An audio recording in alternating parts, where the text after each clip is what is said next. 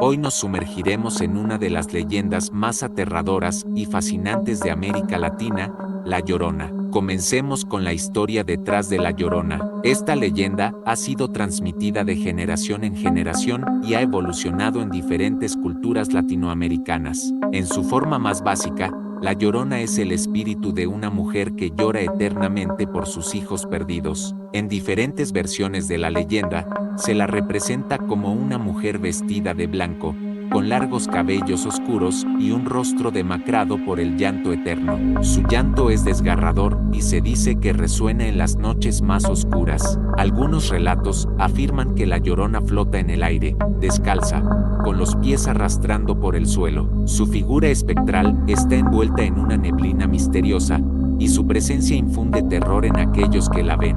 La Llorona, en su forma más popular, es descrita como una figura femenina que llora desconsoladamente en las noches, especialmente cerca de cuerpos de agua. Su lamento es aterrador y su llanto se escucha como un lamento angustiado. A medida que se acerca, su apariencia se vuelve más clara, revelando su vestido largo y blanco, su cabello largo y oscuro, y su rostro desfigurado por la pena. Según la leyenda, aquellos que tienen un encuentro con la Llorona pueden enfrentar diversas consecuencias. Algunos relatos mencionan que su mera visión provoca terror extremo, dejando a las personas paralizadas por el miedo. Otros afirman que aquellos que se acercan demasiado a ella pueden ser arrastrados por su desesperación y sufrir un destino trágico. Se dice que la Llorona tiene la capacidad de seducir a los desprevenidos, atrayéndolos hacia cuerpos de agua como ríos, lagos o arroyos.